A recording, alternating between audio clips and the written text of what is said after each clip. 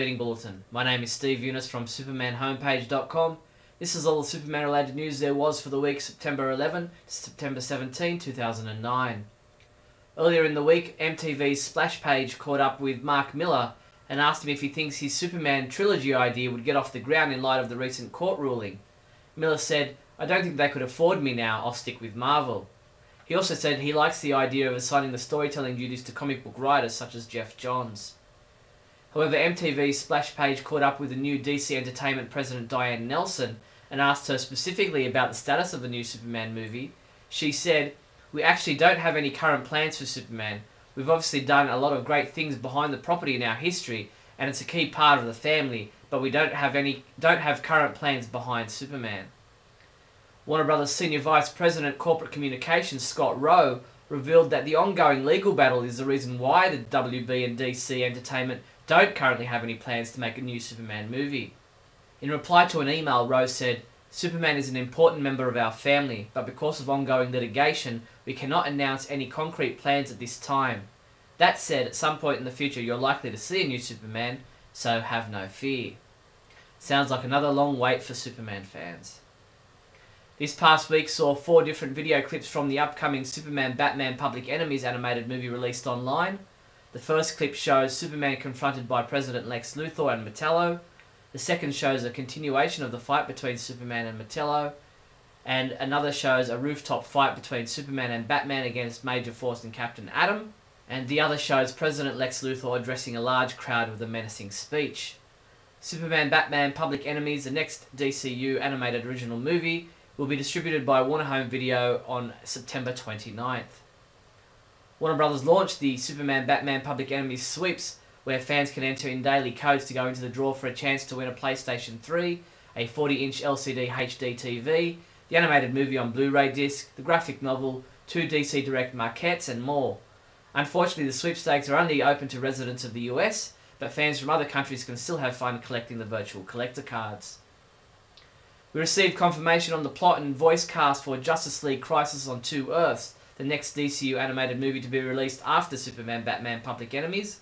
In the film, a heroic Lex Luthor from an alternate universe travels to Earth to recruit the Justice League to save his Earth from the Crime Syndicate, a group of villains who have the same powers as the Justice League.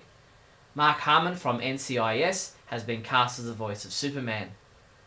Justice League Crisis on Two Earths is expected to be released around March or April 2010 on DVD and Blu-ray. 610 WIP spoke on air with actor Gene Hackman, best known to Superman fans as Lex Luthor in the Christopher Reeve Superman films.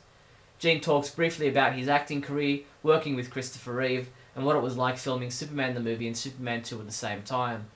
Listen to the podcast online at 610wip.com. The CW released the official network description for the 9th season of Smallville.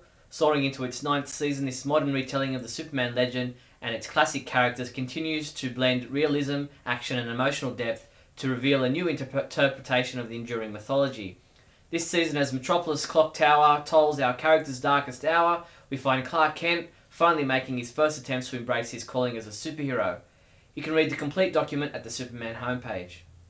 The CW released the official description of the 2nd episode of Season 9, titled Metallo. This episode is scheduled to air on Friday, October 2nd. A number of images from this episode were also released. Check them out at supermanhomepage.com. EW's Osceola Files reports that Julian Sands has been cast in the role of Jor-El for the 9th season of Smallville. He'll make his debut in the November episode titled Candor. TV by the Numbers reports that sales figures for the week ending August 30th shows Smallville as the #1 ranked TV show in DVD dollar sales. Though Smallville sold fewer units than House, Smallville was the #1 TV show in dollar sales for the week with almost $6.7 million. Warner Home Video released the back cover artwork for Justice League The Complete Series on DVD, showing us the entire list of bonus material that will be available on the 15-disc set. The bonus disc will include a new featurette titled Unlimited Reserve, exploring the depths of the DC Universe. The box set will be released on November 10th. Warner Home Video also released the complete cover artwork front and back for the upcoming release of Superman the Complete Animated Series on DVD. This box set will hit shelves on November 24th.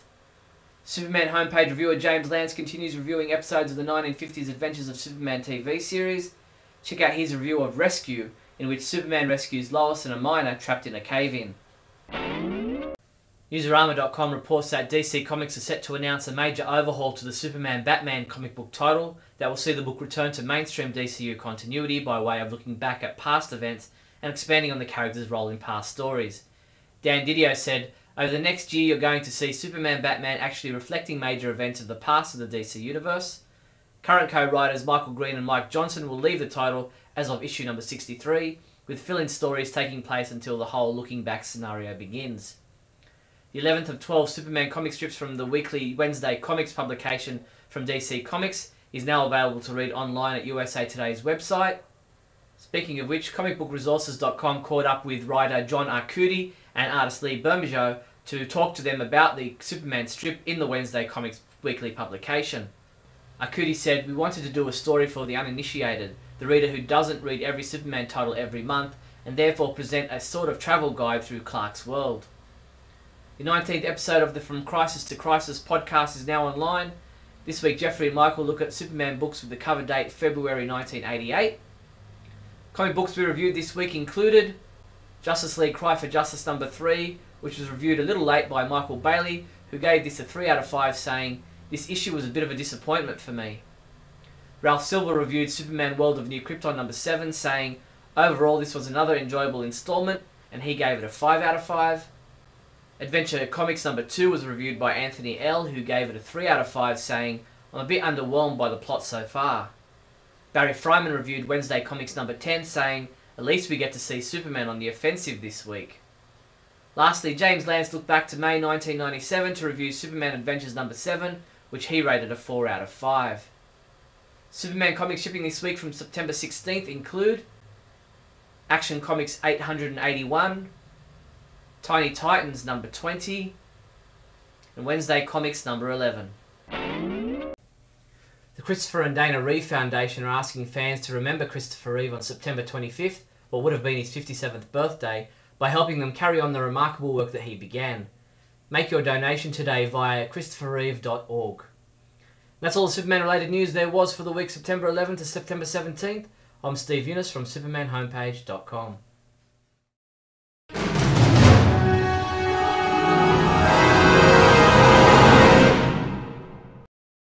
Hi, welcome to Bailey Planet. It's middle September right now. Oh my god, the year's going fast. I actually got an email from a gent named Jason Major asking me a question. Neal, I was wondering what your thoughts on how the news about the restructuring of DC into DC Entertainment might affect the Superman movie and direct-to-DVD live-action movie franchises, as well as DVD, or as well as other DC properties. My thoughts? I don't know. But if I had to venture a guess, I would probably say that it's not going to change too much. One thing that comic book fan bases are very, very strict about is having things the way they've always been and nothing changing to the point where you actually have to really move to even, kill a character, which is something that seems to be the artist's purview and yet is nonetheless something that is often either used cheaply to sell things or not allowed because the character is too beloved. I don't know. I think that there's going to be some shifting in the upper stuff. I know that Paul Levitz is out and going back to writing, which is actually kind of cool. I don't know if Dan DiDio will shift. I have no insight into these things. I really think that this is more of an executive kind of concern than it is for the people on the bottom rung. And by the bottom rung, I mean the top rung for us. I mean like the guys writing and creating, the people responsible for all of the characters that we care about are largely going to be unaffected by this, I would guess. But then again, I'm probably full of crap 90% of the time. So, yeah, that's my thoughts. Bailey Planet is sponsored by Gibbo.